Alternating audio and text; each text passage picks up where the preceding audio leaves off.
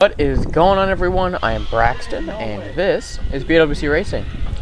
Alright, stepping up to our Class 3 runs after day 1 in Cedar City. And this is my first time running Class 3 in competition form, let alone at all, with the G-Speed at least. As, I'm actually not sure if I've shown it.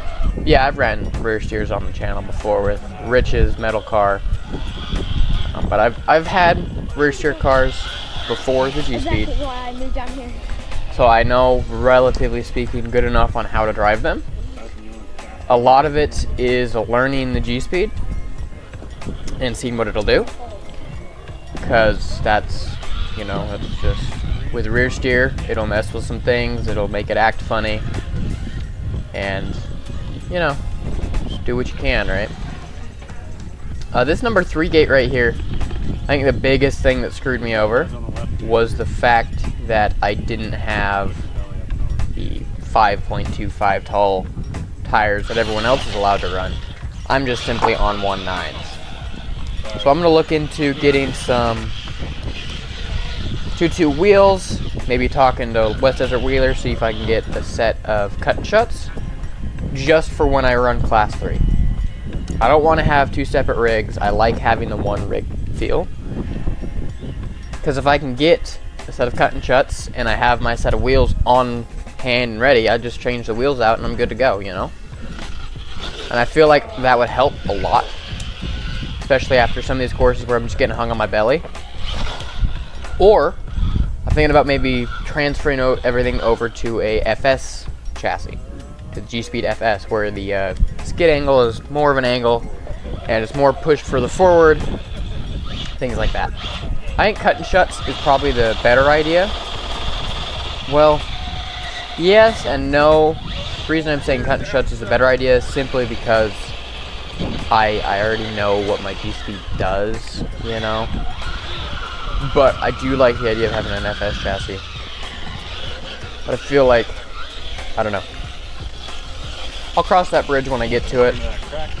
Maybe before next season we'll have a new car, you know. Just work my butt off this summer to fund another G-Speed. Which, I mean, I don't hate the idea. Yeah. Getting through gate number 6 here. This was a fun gate.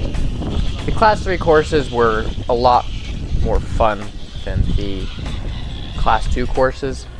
Maybe because I didn't struggle as much. Now, this bonus I didn't expect to make. I was just going to pull up and give it a shot. Again, those small tires screwed me over right there. Making a stupid mistake there. I should have just backed up, but I was trying to like not take the reverse, but I ended up taking a 5 instead. We're going to get through this bonus here. And this bonus is a nice crack. Skinny, but like it's wide, you know. Gonna keep coming, driving through here. Gotta spin around and come off of 7. And Apple Valley, the rocks are, it sort of feels Cedar City. Feels like Cedar City rock, but with just a little bit less traction. In Cedar City, it's like you're driving on concrete. There's traction everywhere. So, yeah. Going to 8 here, and the way I approached 8, I watched some drivers and they climbed up towards the camera. Like they climbed straight up and up off to the right. But I preferred the way that I did it simply because, well, my car was not climbing straight up that way. So I just got the rear passed, did some dancing, and it worked out. Over to 9 it's a long ways out here. Probably have like a minute left at this point, I think. Maybe about like a minute 30 or something. But crossing this highway. But coming up 9's no big deal at all. And then 10 is a fun gate, and we're going to clear it, and it's going to be fantastic. And for my first time running Class 3, I feel like I could have done better, you know. But for what I did, I was happy with it. So,